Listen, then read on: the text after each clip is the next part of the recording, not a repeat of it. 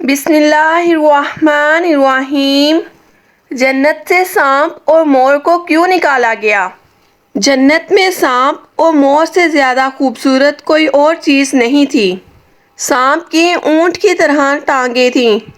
مور جو اب اتنا خوبصورت نظر آتا ہے، جنت میں اس سے بھی زیادہ خوبصورت تھا۔ ان دونوں سے آخر کیا غلطی سرزد ہوئی کہ اللہ تعالیٰ نے جنت سے نکال کر زمین پر بھیج دیا؟ سانپ کی ٹانگیں ختم کر دی گئی۔ سانپ کے منہ سے عبرت کی خوشبو آتی تھی، اس خوشبو کی جگہ زہر بھر دیا گیا۔ مور کی آواز کو چھین لیا گیا اور اس کے پاؤں بدصورت بنا دیے گئے۔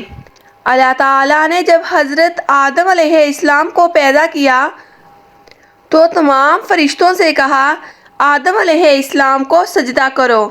تمام فرشتوں نے حضرت آدم علیہ السلام کو سجدہ کیا، لیکن شیطان یعنی ابلیس نے حضرت آدم علیہ السلام کو سجدہ نہیں کیا، جس کی وجہ سے اللہ تعالیٰ نے شیطان کو سزا دی۔ شیطان تب سے ہی حضرت آدم علیہ السلام کا دشمن بن گیا۔ مور اور سانپ جنت میں رہتے تھے۔ وہ جنت میں گھومتے پھرتے اور کھاتے پیتے تھے اور اکثر جنت سے باہر آیا جایا کرتے تھے۔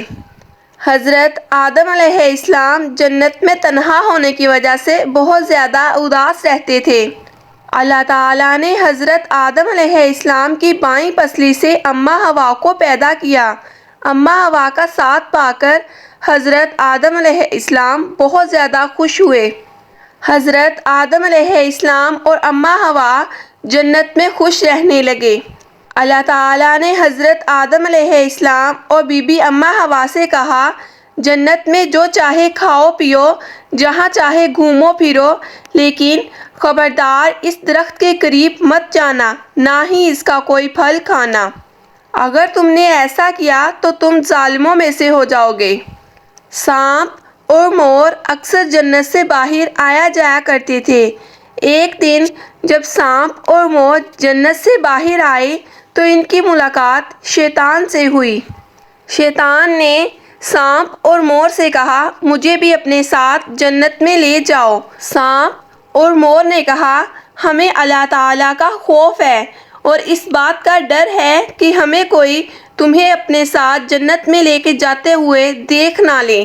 شیطان نے سانپ اور مور کو اپنی دوستی کا واسطہ دیا اور دائمی زندگی کے خواب دکھائے۔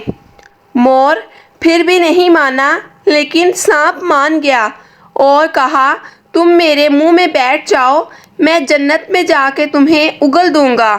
شیطان سانپ کے منہ میں بیٹھ گیا اور اس طرح جنت میں چلا گیا۔ جنت میں جا کر سانپ نے اپنے منہ سے شیطان کو اگل دیا۔ جنت میں شیطان کی ملاقات حضرت آدم علیہ السلام اور بی بی اماں حوا سے ہوئی۔ شیطان نے حضرت آدم علیہ السلام اور بی بی اماں حوا سے کہا، میں تمہارا خیر خواہ ہوں، تم نے اس درخت کا پھل ابھی تک کیوں نہیں کھایا؟ حضرت آدم علیہ السلام نے فرمایا، اللہ تعالیٰ نے ہمیں اس درخت سے دور رہنے کا حکم دیا ہے اور اس کے پھل کھانے سے منع فرمایا ہے۔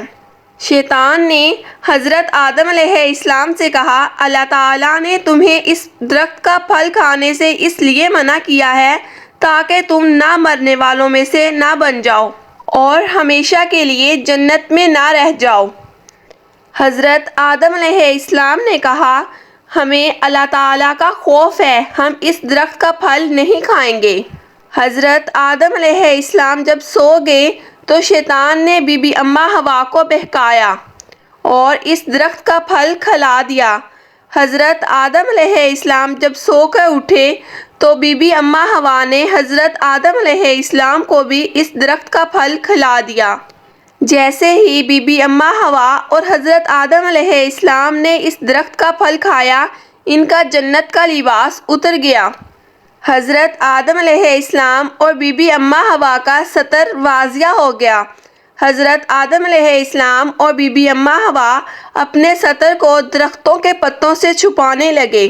تبھی اللہ تعالیٰ نے فرمایا، میں نے تمہیں اس درخت کے پاس جانے اور اس درخت کا پھل کھانے سے منع کیا تھا، تم نے میری بات مان کر اپنی جان پر ظلم کیا۔ حضرت آدم علیہ السلام اور بی بی اماں حوا کو اپنی غلطی کا احساس ہو گیا۔ انہوں نے اللہ تعالیٰ سے معافی مانگی۔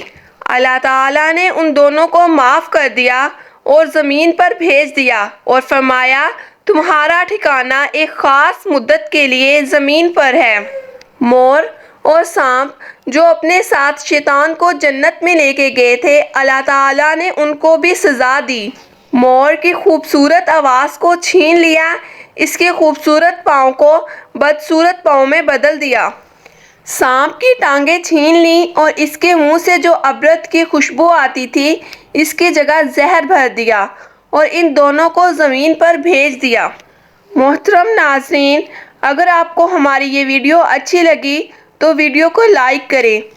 اپنی قیمتی رائے کا اظہار کامنٹ باکس میں کریں۔